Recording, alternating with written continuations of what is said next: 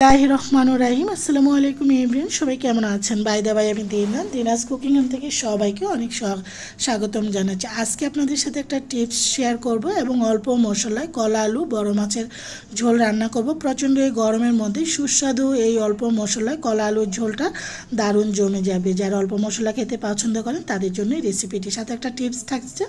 টিপসটা হলো, অনেক সময় দেখবেন যে কলা কিন্তু পানির মধ্যে রাখলো কলাটা কালো হয়ে যায়। আমি এখানে কুসুম গরম পানির মধ্যে একটু হলুদ দিয়ে কলাগুলো যখন কেটেছি তখন কিন্তু সাথে সাথে পানিটার মধ্যে ভিজিয়ে রেখেছি, এতে করে কলাগুলো আর কখনোই কালো হবে না। আপনারা ভালো করে তারপর ধুয়ে এভাবে পানি ছাড়াও রেখে দিতে পারেন।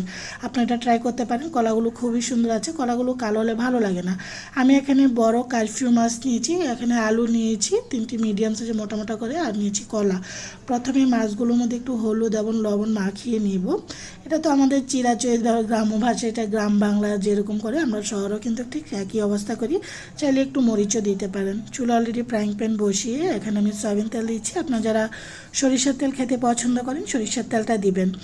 আসলে অল্প মশলা, যেহেতু গরম পড়েছে, একটু বৃষ্টির কেমন সাথে সাথে একটা গরম, প্রচণ্ড গরম, কিন্তু রৌদ্র কম থাকলেও প্রচণ্ড গরম। গরমের মধ্যে এরকম অল্প মশলায় যদি কলা আলুর ঝোলটা যে কোনো মাছ দিয়ে রান্না করেন দারুণ জমে যাবে, খেতে কিন্তু দারুণ।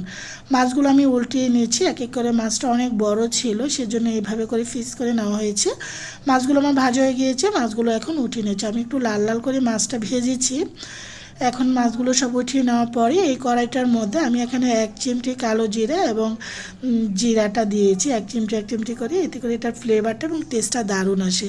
আমি এখানে পেঁয়াজ কুচানো দিচ্ছি না, এখানে আর আদা এবং পেঁয়াজ বাটা দিচ্ছি হলো প্রায় 1.5 চামচ, আর এখানে দিচ্ছি হলো রসুন বাটা দিচ্ছি হলো 1 চামচ টোটাল। তারপরে দিচ্ছি হলো এখানে টমেটো, 2টা টমেটো এখানে গ্রেট করে দিয়েছি, 1 চামচ লাল মরিচের গুঁড়ো, 1 চামচ হলুদের গুঁড়ো, স্বাদ অনুযায়ী লবণ দিয়ে তারপরে এখানে আমি ভালো করে মশলাটাকে পেঁচলা দিয়ে মিক্স করে নেওয়ার পর ঢাকনা দিয়ে ঢেকে মশলাটা কষিয়ে নিচ্ছি। মশলাটা কষানো হয়ে যাওয়ার পর তেলটা উপর হচ্ছে, এখন আমি আলুগুলো দিয়ে দিচ্ছি। আলুগুলো যেহেতু শক্ত সেজন্য আলুগুলোকে প্রথমে কষিয়ে নেব। আর অনেকে, আমিও আগে এরকম করতাম, কলাটাকে আগে ভাপিয়ে নিতাম, তো কলাটা আর ভাপিয়ে নেওয়ার দরকার নেই। অনেকেই চিন্তা করে যে কলাটা ভাপিয়ে না নিলে কলাটা কালো হয়ে যাবে, তো আমি যে টিপসটা আপনাদেরকে দিয়েছি সেটা আপনারা ফলো করতে পারেন।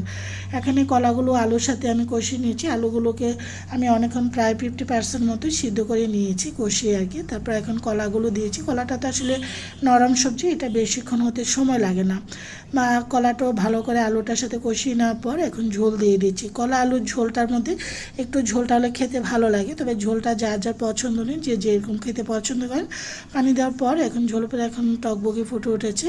ঝোলটা অনেক কিছু অংশ কমিয়ে নিয়ে তারপর মাছগুলো দিয়ে দিয়েছি, দিয়ে এখন নেড়ে চেড়ে আরও প্রায় কিছুক্ষণ রান্না করব। প্রায় 8-10 মিনিট রান্না করে নেড়ে চেড়ে ভালো করে এখন ঢাকনা দিয়ে ঢেকে চারদিকটা গুছিয়ে আমি আলু এবং কলার মাছের ঝোলটা ঢেকে রেখে দিচ্ছি। ঢাকনা উঠিয়ে দেখাচ্ছি, টকবগে ফুটে উঠছে, চমৎকার ফ্লেভার বের হচ্ছে। অল্প মশলায় সুস্বাদু এরকম কলা আলু বড় মাছের ঝোলটা আলহামদুলিল্লাহ অনেক মজা হয়েছে।